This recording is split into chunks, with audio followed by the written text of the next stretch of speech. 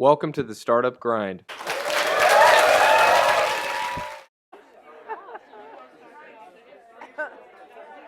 We ready to go? All right, everybody. I'd like to thank you. Good evening. And I'd like to thank you to coming to the inaugural Startup Grind Sacramento chapter event. I am the founding director. And actually, the question I keep on getting all night is, what is Startup Grind? All right. I have this little blurb here. It says Startup Grind is a global startup community designed to educate, inspire, and connect entrepreneurs. So that's the corporate line. And I have someone here from corporate, or the mothership. But you know what it is, if I were to describe it, it's entrepreneurs helping each other out. So in my day job, I'm the CEO of Apptology, and what we do is we develop apps. And I have been actually going to the Bay Area, and there's a lot of startups there, and I find myself being the pretty girl at the ball when I'm in the Bay Area. Thank you very much. My wife says so too. So I went to it was a 3-day event in Mountain View, and I was a little, when I first got there, I was like, wow, this is a little corny, because they had signs in there like, make friends, not contacts, you know, give, not take, and I was a little corny. But it was a great experience. And I really did make friends there. You know, all the networking, I met different people, and the reality is we're all entrepreneurs. And many of us are struggling, some more than others, and we all have different strengths. And I found that people would come to me, and I would advise them about app development or technical stuff. And for instance, we suck at SEO, and I had someone look at our site, and they go like, "You don't even have Sacramento on your website anywhere." So you know, it's really people helping each other out. And so the format is typically networking, and then we have this fireside chat. And then they had just, you know, Silicon Valley just had some great people appear. And the one that really stands to mind is the founder of Intuit, Scott Cook. And he basically said, you know, he was talking about the downtimes. He said, you know, I had to lay off people. He goes, I had $17 in our bank account. And, you know, you look at Intuit right now, and they're a $20 billion company. And, you know, there's times when I actually say a couple times last year when I'm like, I should just stop this and just put my resume out. And when you hear a story like that, you know, it's like, it inspires you to keep on going. You know, let's just keep going, you know. So that's what Startup Grind is. And I was thinking, you know, I really wish we had a chapter here. And I'm one of those people, you know, if there's a problem, you know, you end up solving it. And so I end up just taking this on. I'm hoping in the future that my wife will manage the event more than me. So anyway, welcome to Startup Grind. Right on, taking that on. Thank you. So we have some sponsors. You know, it really does take a village. There's a lot of people that was involved putting this together. First off is Brandon. He is the, and I don't even know your last name, Brandon, but this is the Urban Hive. It's a wonderful place. You know, a couple times when I first came here to scouting it out, I was just in love with this place, and I was like, I wish I was in Folsom. You know, either lived here or he moved up to Folsom. But it's a wonderful place. There's entrepreneurs here. There's artists. There's a masseuse apparently in the back somewhere. So it's a great place, and you know, and also Brandon is also the TEDx guy here in Sacramento, and he is very very in the entrepreneur community, supporting entrepreneurs. Next shout out. Thank you so much. Next person I'd like to talk is SARTA. So if you're not familiar with SARTA, SARTA is the Sacramento Area Regional Technology Alliance. And I don't see Meg Ryan. So there's a couple people. Donna just is still there. She's still SARTA.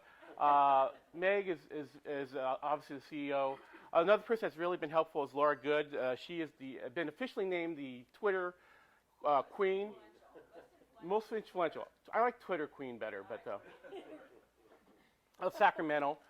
And they've just been really, really helpful in putting this on. And I talked to Meg right before doing this, and she goes, you know, she basically said, this fits into SARTA's mission. And SARTA's mission is to help the entrepreneurs in the tech community, you know, foster that here in the Sacramento area. So this really fits into theirs, and they've been really helpful. Just a lot of advice. They've been also basically our media sponsor. And me personally, as an entrepreneur, I have found that my business has really benefited from being a member of SARTA. So if you're an entrepreneur or thinking of a startup, I highly recommend looking at SARTA. The benefits are awesome. They have leadership. I know you guys so well. Great, thank you. They have leadership series, which I always try to attend. They have a little bit of a co-working space in their main office, and they're doing some. They also have great events, and there's and I don't really know where your venture start is, but they have a mentoring program too. So that's SARTA, Uptown Studios. So this is Kate with Uptown Studios. They have an awesome design team.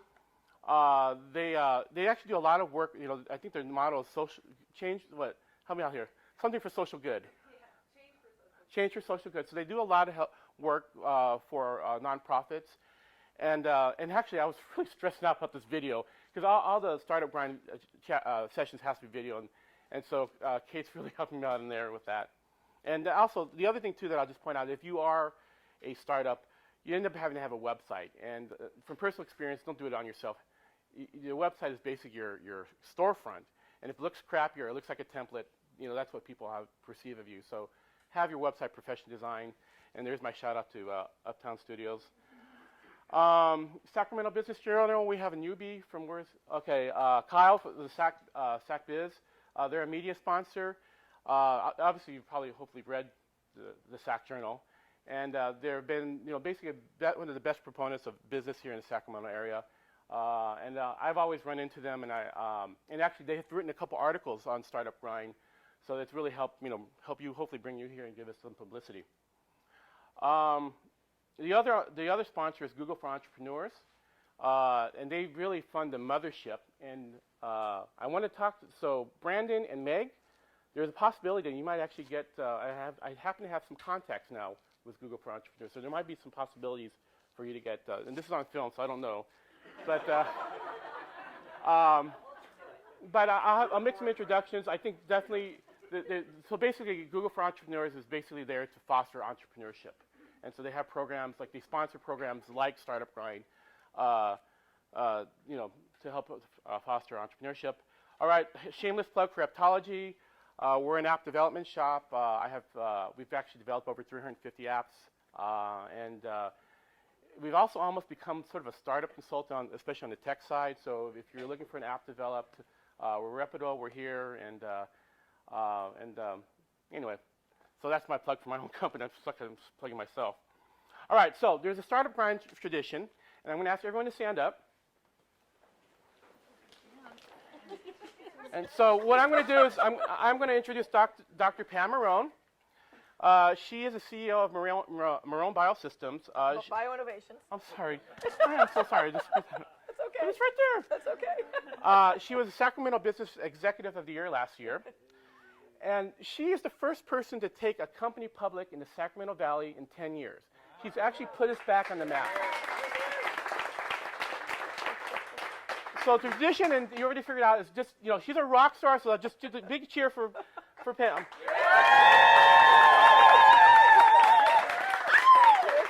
All right, so thank you. All right, so this is now my Barbara Walters impression. All right, so the first part of the interview is, is I just want to make it more informal, so help the audience get to know you a little bit. So, what's your favorite movie? I feel like I'm on a date too. What's my favorite movie? I don't know. I see so many of them. Gosh, I'm drawing a blank. It's so boring. And the first one out of the block. I really can't think of one. Okay. So you have to pass on that one. That's fine. I think Sarah Palin was like that. She can think of her favorite. I really can't think of a movie. All right. But I'm not Sarah Palin. Not comparing you. Just drew a blank. Maybe I'll think of one in 5 minutes. All right. But not off the top of my head. In terms of music, what's your favorite band? What is my favorite band? Let's see. How about Neil Young? He's not a band, but he's himself. A lot of Neil Young fans. And then I kind of prepped you on this one here. So, if you were having a dinner party and you could magically invite anyone live or passed away, who would you invite? Martin Luther King, Okay. Bill and Hillary, Okay. There's two. Very interesting. Steve Jobs, Yeah. Bill Gates, and Warren Buffett. That's awesome. That's very good. Whatever they want. And actually, it's frightening how much information you get off the internet. Yeah, So, I know, yeah. just from your LinkedIn picture, I assume you're a dog person. I am a dog person. You can see there's two little dogs next to me in the LinkedIn picture. Yeah. Okay. And then, so outside of work, I know you're very probably passionate about. What are you passionate about outside of work? Outside of work, besides my dogs, and my husband always says that the dogs are first and then he's next. Well, actually, work is first, then dogs, then him. I've been married 36 years, so I can get away with saying that. My wife says that too. she says that she loves Yeah. the dog more than me. I am a passionate gardener. Gardener. Yeah, so I That love actually makes gardening. sense. Yeah, that actually does makes make sense, huh? Yeah. All right. Yeah. And then I've little bit about. So, as a little girl, what did you want to be when you grew up? An entomologist. Really? When I was 7 years old, I loved bugs, and I decided I was going to find ways to control bugs that were compatible with nature. Honest to God, when I was 7 years old, that's what I wanted to do. Okay. So I pursued it without stopping. So, anyway, that she actually broke the next question, which was that you have a Ph.D. in entomology, so Yep. that's why. Yeah, PhD in entomology. Yeah. So, and actually, since you went to, actually, I was going to ask you this. So, you went to Cornell, and I just wanted to ask, did you know Carl Sagan, or did you ever meet him? I took a class. Well, I did take his class. Yeah. Really? Well, I mean, sat in his class. I didn't actually take That's it. pretty but cool. Yeah, yeah. No, I knew of him. Yeah. Oh, that's yeah, pretty cool, I though. never actually met him though. Me either. I Yeah. just watch him on TV. Yeah. All right. So, so and I was looking through. You really have three businesses, and I wasn't quite sure. There was the one before this, but it looks like it was a subsidiary. It wasn't really. Right. So Novo Nordisk hired me to start up a company here in Davis, looking for new ways to control pests. Was that Yeah. more like a startup, or was it just sort of you sort of spearheading the? No, it was a startup. It was all aspects of a startup except one big one. They gave me the money. But everything else was freestanding. Yeah. Yeah. Okay. Yeah. And then I think it's Agriquist. Is that pronounced? Did I pronounce Yeah, that that right? was a venture capital backed one. Yeah. So what was your inspiration of starting that? Well, when Novo Nordisk decided to sell us, they had some issues with their core businesses of industrial enzymes and insulin, and they decided to sell us to our largest competitor. Ouch. And that's when I decided I needed to continue what I was doing. I had only achieved a little bit of what I wanted to do in life, and so decided I had to do it freestanding again, but this time, with money that I had to raise. Yeah. So you're listed as founder. Did you have any co-founders, or it was just you? I wrote the business plan, and then I brought in some co-founders. Okay. Yeah, I brought in a CFO, and then a head of research that didn't make it through the founding, and then a head of product development who did. So how did you choose to use other people? Some I knew, and then just through the CFO was through networking. Okay. Yeah, the two technical ones I knew. Yeah. All right. Were you sort of was there anything you were looking for in terms of a co-founder? Well, since it was the first one after the Novo, which was more of a funded by the mothership. At that point, I really didn't know. I didn't know. Okay. I was kind of clueless as to what kind of founding team that I should have, but I found out quickly Okay. because one of the very first ones didn't make it through. So he was used to. So we recruited. Typically, you recruit in our industry from big companies, and he was used to all the infrastructure of big company. And I just remember being in our little office and lab space, and somebody has to take out the garbage, and he didn't think he had to take out the garbage. Well, you got to take out the garbage when you're starting up. So yeah, there's no one else. There's no one to do it. no one else to do it. That's right. I still actually rifle through the garbage because I'm trying to train our employees to recycle better.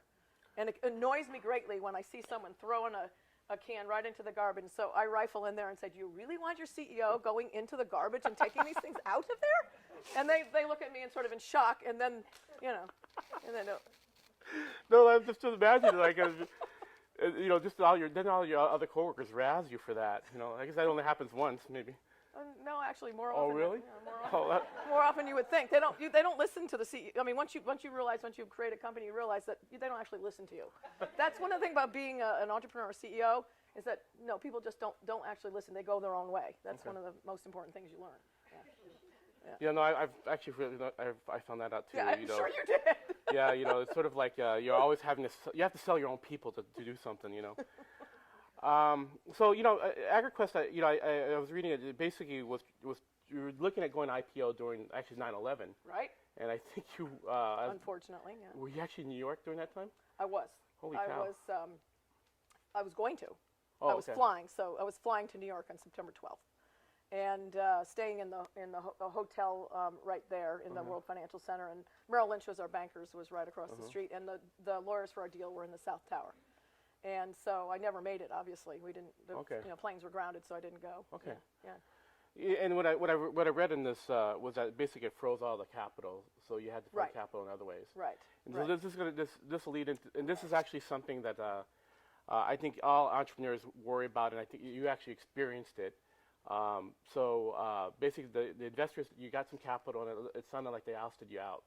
Yeah. So the story is that when we didn't go public, the markets closed, and then venture capital investment fell through the bottom, and all of our I'd raised $60 million in venture capital at that point.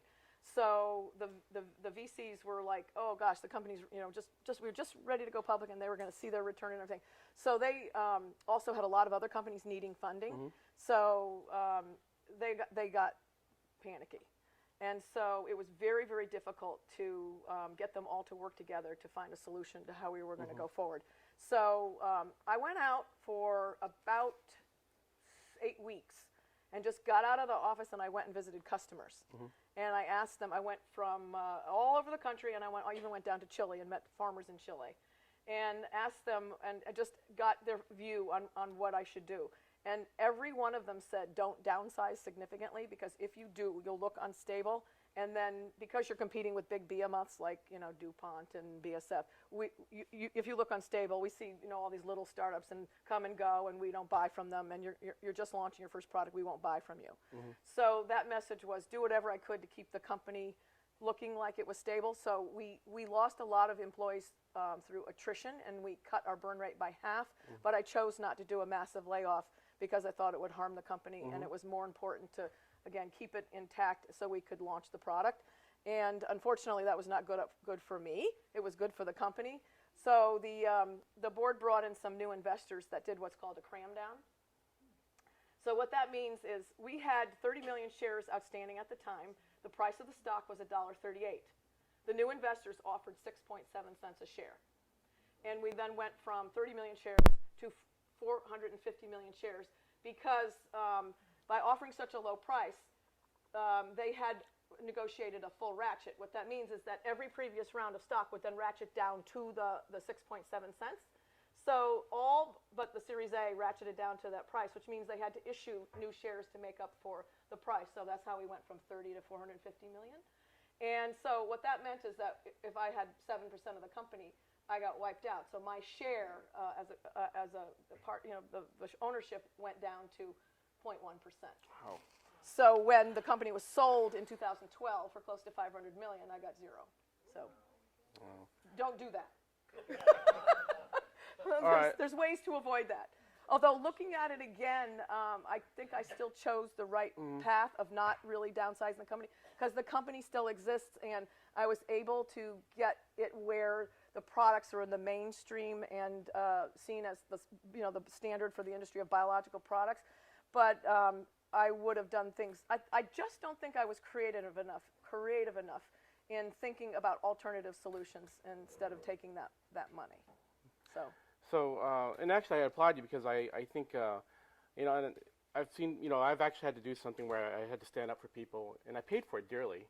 But sometimes you at least at the end of the day you could look at yourself in the mirror. So I applaud you for that. And actually, this is just, now that you've taken a company to IPO, do you feel a little vindicated? absolutely. So when I started up this company, it was go as fast as I could go, like a mad woman, get it to IPO as fast as I could go, and did that. Yeah, no one was going to stop me. And when there were investors who said, well, you should be chief science officer. You have a Ph.D. You shouldn't be CEO. I said, sorry, I'm CEO. If you think I should be chief science officer, then you should not invest. You have to invest in me. And some investors walked away, and I walked away from investors, and that's an important thing. You have to be able to walk away from investors. You are not that desperate for bad money. You have to only get good money from those people who are going to share your values and invest in you as the founder. That's great advice. Yeah. So now let's talk about Marrone Bio Innovations. Maybe in layman's terms, and I've read your thing a couple times, and I think I understand, but maybe in layman's terms, can you explain what you guys do? Yes, so just like the drug companies have gone to the rainforest hunting for new drugs, but looking for interesting plants and microorganisms, your antibiotics, your penicillin comes from a mold, same process. So we go to areas of high biodiversity, actually could be even my compost pile in my backyard or the ditch behind my house. You take soil samples, bring them back to the lab, and in there the scientists will find bacteria that can be turned into products that you can spray on crops and kill pests and weeds without harming the environment. So really, you're just going around the world or different places looking for bacteria, microbes. Yep, and also interesting plants. Yeah, so plant that we can extract from. So it's like a big big treasure hunt in a sense. Yeah, we are. That's very interesting. Yeah, but I've been doing this so long; it's no longer a random process. It's not a needle in a haystack anymore because I know which places to look now. Okay. You know, if I sent you out with a little baggie, and if you'd like to collect for us, I'm happy. Next time you have an interesting trip, I can give you you're going outside the country somewhere interesting. I give you a little permit and a bag, and you can bring back and collect some soil for us. But you're a novice.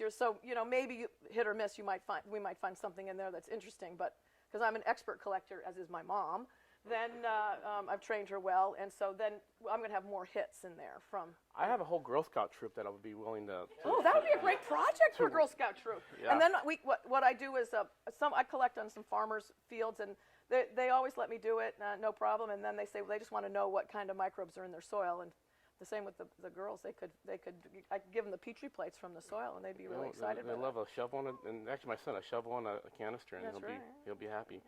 So actually, this sort of goes back to you started. So how did you go about funding? So you've gone through it once. The second time around, how did you approach funding? Well, both times it's actually was similar in that funding is a sales process. So you are your best salesperson.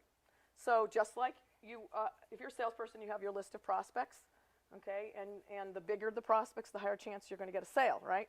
Same thing with funding. So it always takes much longer than you think, and it always takes more prospects than you think. So, I mean, literally, you have a spreadsheet of all the people that you're going to contact, and you go through them and you manage them, and you have you can do it however you want, and then you have a management tool where you talk to them, call them, set up your meetings, and then you have, just like in sales, you have to follow up with them and at a certain period of time and give it a period of time, and so it's that management of those prospects. It's prospecting. It's really a sales call. It's what it is. You have to sell yourself and the company. Yourself first. Was it easier the second time around, or? Oh yeah. Oh Okay. yeah. Much easier. Much easier. Because they've already been proven. Although there was some doubt about why I left AgriQuest and some carryover, so I had to get through that. But the way to get through that was just performance of the business, and then what happened is the technology became more mature and adopted, and the success of the previous company in getting the products adopted by farmers, and then the growth of organic food and the growth of regulations of restriction on chemicals. So the market changed more favorable. At AgriQuest, I was way ahead of the market, so had to do a lot of pioneering work and changing paradigms on the ground. It's much easier to do a business when you don't have to do that. So at this one, it was easier. Yeah. So actually, I didn't have this as a question. Now it reminded me. So there's and you got to help me out here. When you do genetic engineering, where that's where you make something out of the lab, and that's what you're against. Well, I'm not personally. I mean, I don't personally advocate against it, but there's a lot of people who do. But I try to stay out of those controversies. Our stuff, yes, non-engineered, because we get a fast regulatory system if it's just as it is in nature. Okay. Yeah. And we also have to go through a very rigorous regulatory system that tests the toxicity of the products and everything against bees and lady beetles and fish and birds and rats and so forth. Yeah. So your approach is really as they are in nature and exploiting them, finding the best things that are in nature, figuring out how they kill pests, and then fermenting them in big vats like you're making wine and beer, harvesting them, and then again putting preservatives in them so they don't so they can last for a couple years, because you have to make something that's going to be similar to chemicals in shelf life, ease of use, and cost competitiveness. Yeah. And actually, this next question, if you Rob White he's a big fan of yours, by the way. Chief Innovation Officer Davis, by the way. So he was actually telling me he was telling me about you at a luncheon, and so there's several products you have. Grandiva, Grandivo, yeah. Grandivo, Regula, and Regalia, yeah. Killing it. I'm just killing it. And Zequinox. And actually, this one I thought, because I remember watching a show on it, and that one specifically kills the invasive mussels in water, yeah. in the water. Yeah, zebra and quagga mussels, yeah. So when he was telling me about this, and I know how this is what I picture is you have you have all these organisms, you drop something on it, and then see if it does it. Is that kind of the process, or? Simplified, yeah, that's more or less, yeah. And you just drop something, and if it works, okay, yeah, okay. Yeah, you feed it to them, or drop it on their, have them walk through it, or drop it on their back, or if it's an insect, yeah, and see what happens, yeah. Looking for dead bugs. Is it trial and error, or do you got some sort of process you really? This is a very refined process. Okay, so it's not just you're dropping on every organism. No. Okay. We have systems for that. So we test against weeds and insects and plant diseases and mussels and so forth. Okay. Yeah. And so far, what's the market response on your approach on your products? Well, these types of biological products are growing at a much faster rate than chemicals. So we're growing at a compounded annual growth rate of about 16% a year, which is really high in our industry because chemicals are about 3 to 5%. Oh, wow. Yeah, so we're outpacing. So, and then our company is growing faster than that. So, but we're starting from a small base. So chemical pesticides are $50 billion in sales every year globally, Wow. and biologicals are about $3 billion. So we have a long way to go, but we're growing faster. So, yeah. And then this kind of goes to the ag tech people here. What's the FDA approval process like? It's EPA, Oh, Environmental EPA, Protection sorry. Agency, not FDA. Thank God, because that's a nightmare on Okay. the drug side. Yeah, so we actually have I helped get a law passed through Congress. See, when you're an entrepreneur, you have to knock down barriers. So when the EPA was not getting our products in a speedy, I went to Washington and started a trade group. And we hooked up with big companies and the environmental groups, and we got a law passed. Wow. And that law actually legislates the time frame that EPA has to approve our products in. So we have a relatively, it's actually best in the world, system for regulating biologicals, and it's much more streamlined and faster than chemicals, and fairly low cost for a small company. Yeah, and it takes about 2 years, 18 months to 2 years once you submit a product to the EPA to get approval. Yeah. Well, kudos for you to going through that. That's actually pretty cool. You got a law passed, and Harp got a law passed. All right, so maybe this is obvious, but was it a easy decision to go public, or was that the end goal? That was always my goal, but it wasn't always the venture capitalist goal, because their goal is to do what exit makes them the most money. So I think I've said publicly in various articles that the board did want, after AgriQuest was sold to Bayer for quite a large sum of money, that they wanted to explore what our company could be sold for. But I had actually set a minimum and said if it's not over this, I'm not selling. And because I thought there was so much more value to be built, and we got some extremely high offers that would have made the VCs a lot of money, but it wasn't my number. Okay. And so we decided to go public, and really after that, as fast as we could go. And there was a wide open window.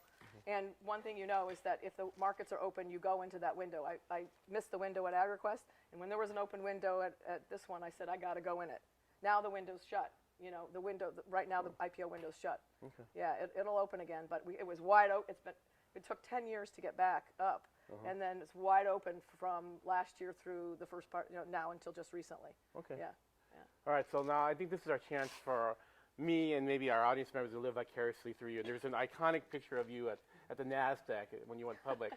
So can you describe that day to us? So we may never get to that point, so you maybe just live through that moment. Well, the thrill of that moment was actually having my 86-year-old mother with me to be there. I wish my dad could be, because the company's named after him. The Marrone means chestnut in Italian. My father's name is Marrone, as is mine. And he died when I was starting up the company,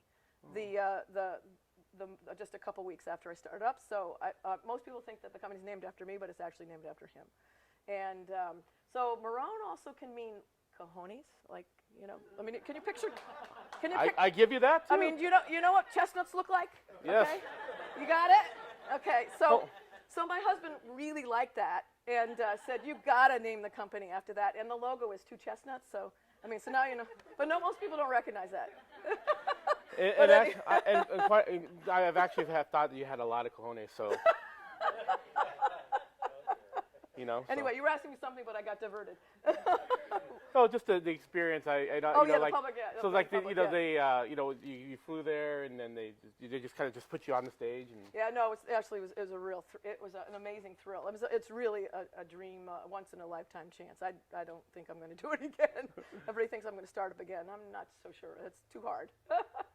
But no, it really it was an amazing experience. I was sort of numb the whole time, you know. Oh yeah. Really, yeah. Actually, Lisa, now that you're an officer of a public company, well, how has your job changed, do you think? I've been muzzled, so. So you can't tell me any future predictions? No. No forward-looking statements. There's something Right. called Reg FD, full disclosure, which means that fair disclosure, full disclosure, which means that if you put out anything that's material information, it has to be put out publicly at the same time. Mm-hmm. So I can't say anything. So the lawyers are always, running my life. But actually, that's kind of a minor annoyance. Interestingly, I spent most of my career raising venture capital, which takes you have to be prepared to spend 90% of your time raising money if you're an entrepreneur. And actually, I have more time not to raise money now. And the public investors are quite different from venture capitalists. So I'm actually enjoying it right now. Oh, okay. Oh, yeah. I actually thought it would be worse. There's companies that try to go the other way, so that's interesting. No. I mean, venture capitalists. I think I've said this also in one of the Business Journal article, there's the Comstock article, that managing a venture capital board is really, really difficult. Really, really difficult, especially if your board members don't have business experience. So if you bring in investors, the best investors are ones that have business experience. So if they don't, though, and something goes wrong, they panic because they don't know that things will go wrong. Things will always go wrong. That happens. So you have to have venture capitalists and investors and board members who are going to be really robust and sturdy and stalwart when things go wrong, and they will. Okay. Yeah. That's actually something I didn't even thought of. I assumed everyone had.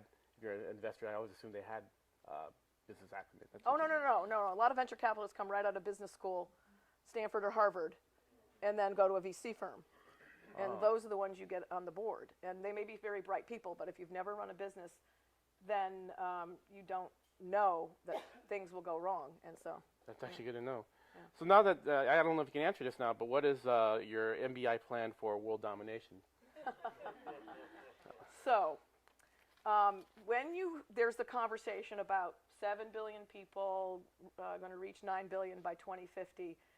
Right now in the media, you hear the big companies have been very successful getting the media to say over and over again, well, you're still going to need chemicals. You can't get rid of chemical pesticides if you're going to feed the world, and you've got to have genetically modified crops to increase yields. And what we're here to say is that the third leg is biologicals, and you can increase yields and control pests more sustainably this way, and that ultimately our goal is to have biologicals be the dominant technology. So right now the pest management program is that the farmers will spray with chemicals and then dial in biologicals only when they can't use chemicals, like at the end of the program to manage residues, or when the bugs develop resistance and you need another alternative. There's our vision is that you can then spray the biologicals as the base and then only dial in the chemicals when needed. So reverse it. Okay. Yeah, and it's possible. It's definitely possible, and I will not retire until that dream is reached. Do you have farmers that are doing that? Yes. So in the western United States, across the West, apples and pears are produced in this manner. So biologicals are the base. So they use insect pheromones, which are mating disruptions, not something our company does, but other companies. And then when the bugs get a little bit, some year maybe it's weather or something, the bugs get a little bit out of control, then they'll use chemicals, but only as the last resort. So there are actual examples of where that has happened. Can you show a difference or more effectiveness between the two methods? They've shown that the yields are often higher with the biological programs, yeah. That's great. And we've shown that in our data as well. Yeah. All right, so now I'm going to go to just general questions. So what are your thoughts? You know, I don't know if there's any. I think I met a couple Clean Start people here. What are your thoughts about the ag tech industry? You know, in general, in terms of. Well, I guess you kind of just answered that actually in a way. Well, you know, there's this. I've worked a long time to now see. Now we're seeing that this region is finally getting some entrepreneurial momentum. There were years ago when I was quoted, I think it was by the Bee or the Business Journal, saying that it was entrepreneurially a dead region. That was probably 20 years ago or something. And we're trying to change that. And obviously now it's changed, so it's very exciting. And food and ag tech is there's the farm to fork movement in Sacramento now, and then there's a lot of things that can be spun that are being spun out of UC Davis, and there's Ag Start. And so why shouldn't this? We have the #1 ag school in the world, actually, UC Davis. So this should be the center for food and tech entrepreneurship, as well as clean tech and other, biotech and everything else. So it's great to see finally we're getting that momentum through STARTA and the Graduate School of Management and things like this and others. Yeah.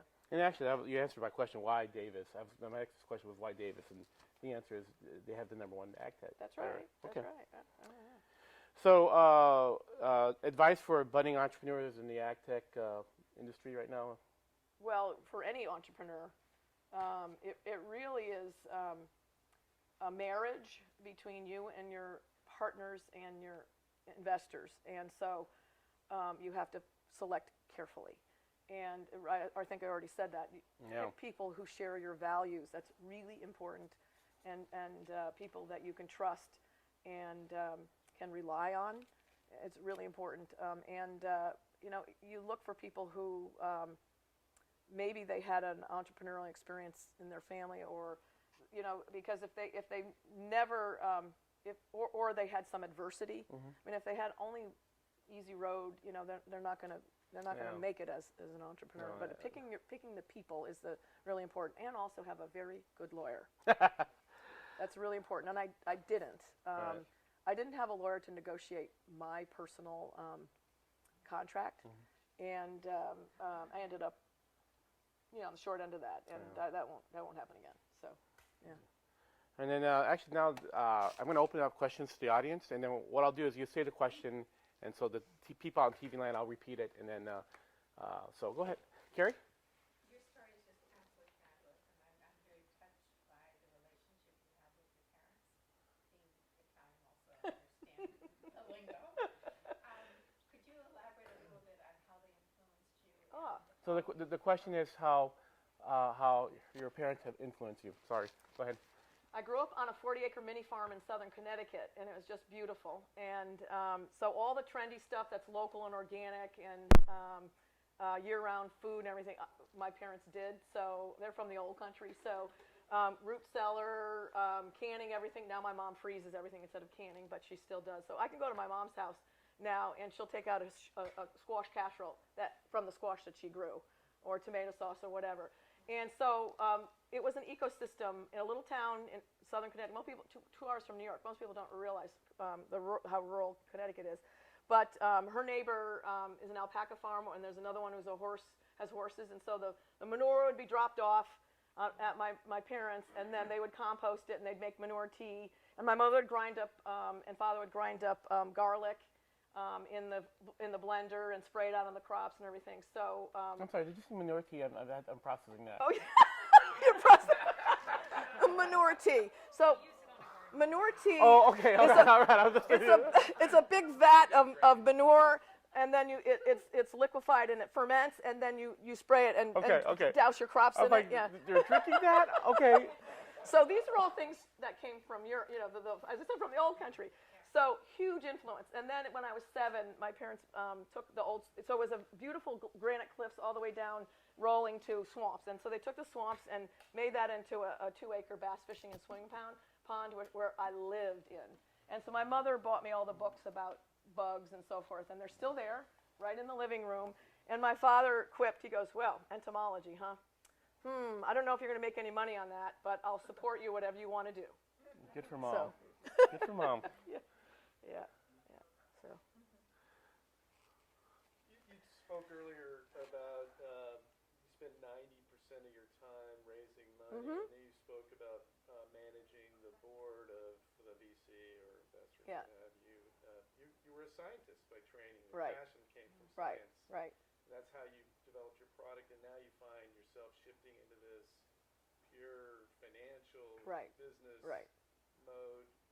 Describe that transition, how that fits for you. And All right, so if I'm going to summarize, the question is basically Pam is a scientist, and she's basically having to be more of a, basically more in the world of finance and Right, management. So right. how was that transition? So I started with insect biotechnology, and my boss recognized that I was going to be in management and not a scientist.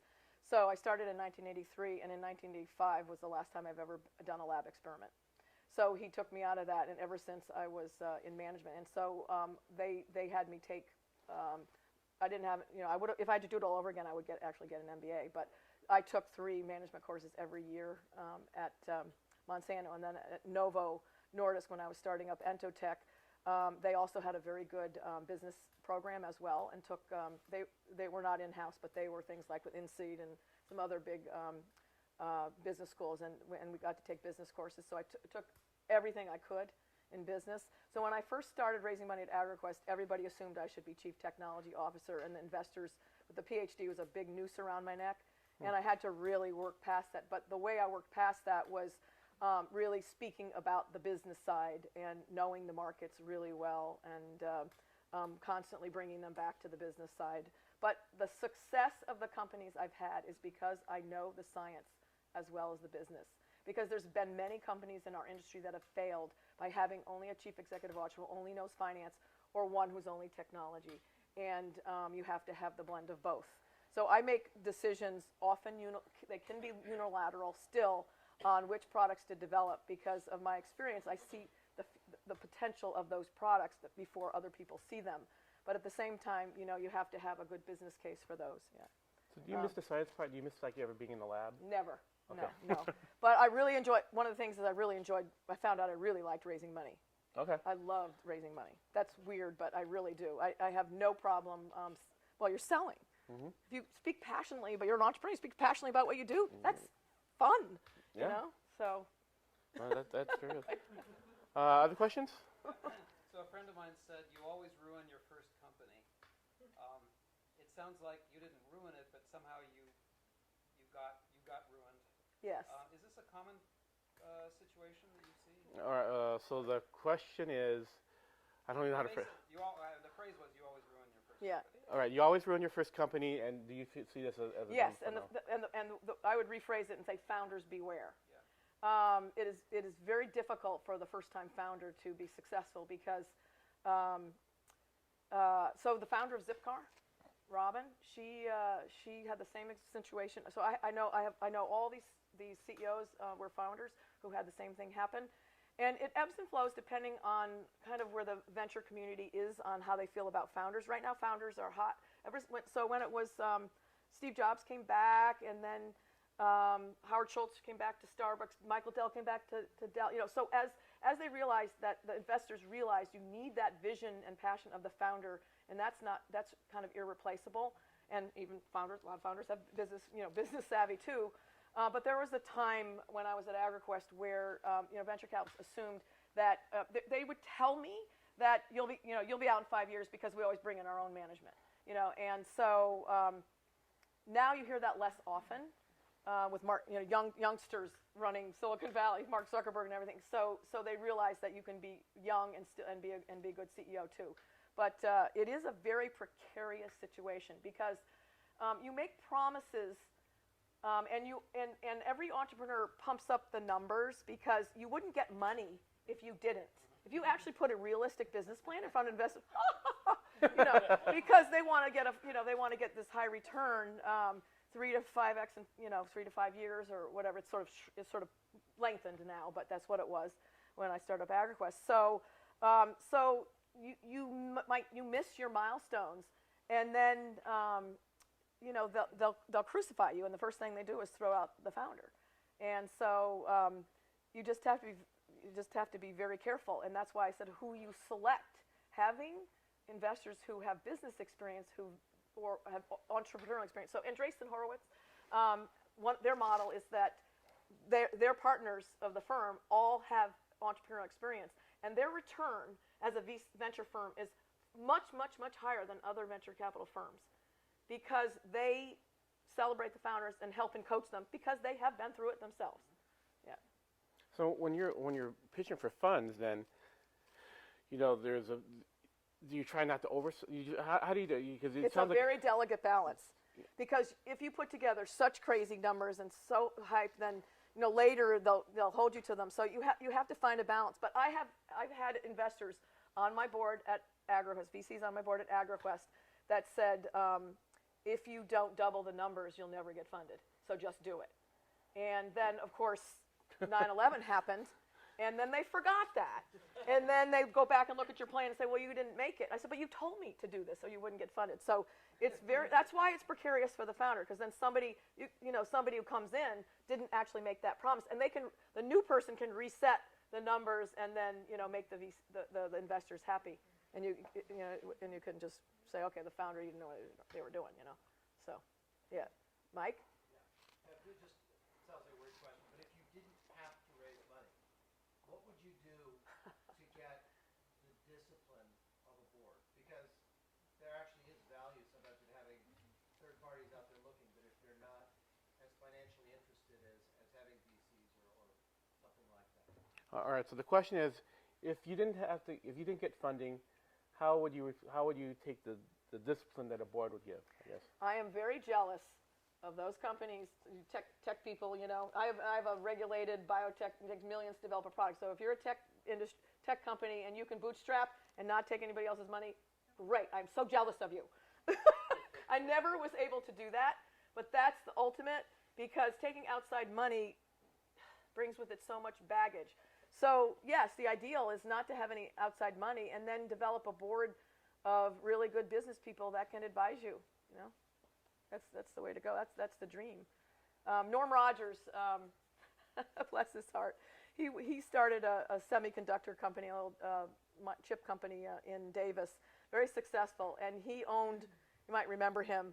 He owned it like 98%, and and a little bit was owned by his wife or something. And he wrote the first check for first big check for Marrone Bio Innovations, and we fought tooth and nail about our politics, but we liked each other. But he sold it after 25 years for $40 million, but he owned, almost all of it, and he didn't have to deal with those. So I always said, I'm so jealous of you, but because of the different kind of business and the amount of capital we need, I was not able to do that. But yeah. One day. Yeah. As you were raising money, how involved were you in the day-to-day? So the question is, as you were raising money, how involved were you in the day-to-day? In the early stages, I had to do both because I had to be the inspiration behind the products and the technology as well. But then could hire. I quickly did hire people who could implement that. So I'd say it was probably maybe it wasn't 90-10, probably maybe 75% raising money, and then another 10-20% managing the board, and then just a little bit running the company. But I mean, when you're working 12, 14, 15 hours, I guess you can fit it all in. Any other questions? Oh, here we go. Wow, there's a lot of questions. And now you're large and growing larger. Are you at all tempted to move your company to Texas? No, we'll be in Davis Yay! forever. All right. Well, I was worried about it because unfortunately, Davis lost AgroQuest, which is now Bayer, to West Sacramento. But that was good for me because I'm moving into that space. So, but if that space hadn't come, I don't know what I would have done. So, we like being in Davis, and we have a lot of student interns. They ride their bikes to work. It's a real nice ecosystem. Yeah. We have a question in the back. What's the smallest amount of money you raised? A friend of mine was talking about it. He was trying to raise a couple $100,000 for it. He said, if I were going after $25 million, it'd be a lot easier. It's so hard. So the question is, what is the smallest amount of money you've raised?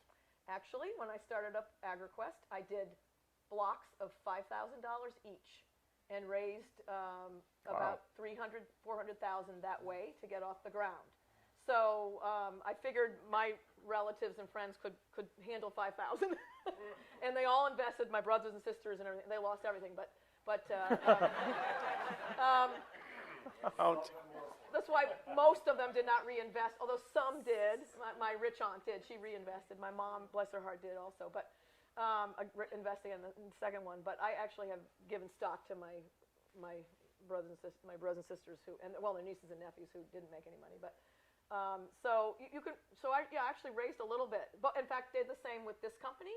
Raised.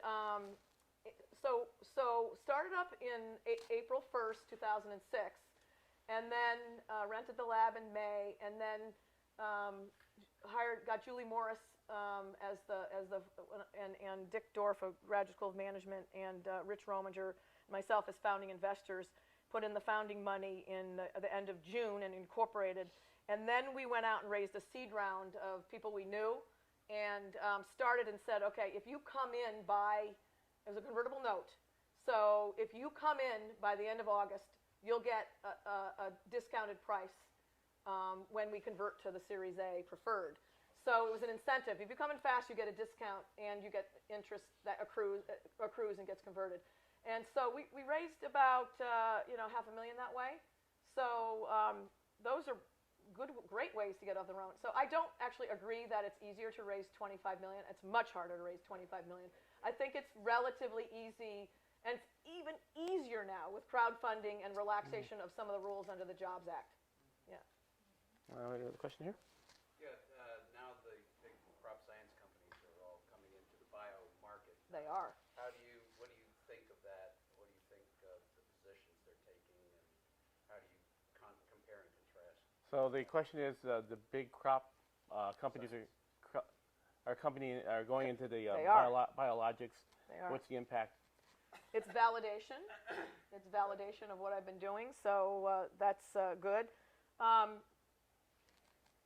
If you're a big chemical company, you're going to put biologicals in where you need them, where you can't. If you have a program for controlling, let's say, downy mildew, let's say potato late blight, and the customer, you're going to ship the potatoes to a customer that doesn't like chemical residues, you're going to use the biological at the end of the program. And let's say your late blight is starting to get resistance to your chemicals, so you're going to rotate in a biological.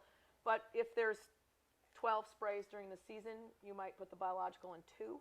So they're using them and slotting them in where they need additional solutions. The reason we chose to go public and stay independent is because we thought we could grow faster, because then we can get more sprays of the program than just being slotted in between somebody else's chemicals. And also, growers are very independent, and they don't necessarily want to take a bundle of one company's bundle of chemicals and biologicals together. They want to be able to pick and choose. So we can come with our solution, and we can go be rotated or mixed with anybody else's solution. So it's very good for us because of the validation. We are competing now for technology. So I used to be alone looking for other people's technology to license in. We invent our own, but now they're out hunting for new technology as well. But that's okay. If we remain fast and nimble and more innovative, that's how we compete. In drug discovery and development, there are a huge number of candidates, and then they go through. Rotten place to live, actually. Well, yeah, we have, except of the 50 problem here. Normally, it is okay. Yeah. Yes, that's right. We don't have the Silicon Valley problems. It's Yeah. just a nice place. Yeah. So yeah, thank you very much for being our first entrepreneur. And we do have some parting gifts. Oh, thank you. So this is actually carved by an active duty Marine. And, Oh my God. So this That is so nice. Look at that. Isn't that really nice? So thank you very much for thank coming. you. That is really, really thoughtful. That's great. Yeah. And so just some final words. So this really actually ends our fireside chat. We have some future speakers. We have Kate Dreyer coming. And I'm looking forward to hearing Kate's story. She's with STEM Express. Robert Winkler, who has is Fifth Planet Games, and and then John I'm killing people's names. Broziak. He's has a new company called Homezada, but he's actually had raised a company and sold it successfully. And since this is our first startup grind, please give me your feedback. How can we do better? either good or bad, and we'll try to do better. And I'm also looking for sponsors. So right now, it does take a village. I've pretty much got everybody, Kate and Brandon here. A lot of media sponsors, but it does actually take some money to put this together. So we're looking for sponsors. And then You'll email me, right? yes. Okay. Why wouldn't I? Right now, so we have plenty of food left over. Just come and mingle. I want to give some general shout outs because, again, this is us helping each other out. Speaking of good lawyers, David here is an excellent lawyer with DLA Piper. He is on the legal team with Groupon, and he's actually helping me with a few some funding issues I'm having right now. Nora is you're like kind of, if you're looking for space, I think that's what your tenant. And Donna is a queen of marketing, and she just knows, if I need somebody, she'll go like, oh yeah, it's that person. So Donna's a queen of marketing and like a human Rolodex. So just a lot of great experience here. Take some time and please eat the food and drink the water and in the Kool-Aid. And thank you very much for coming in. I really, really appreciate it. Great. Thank you for coming in. Good job. Thank you. And here's you're gonna eat them back.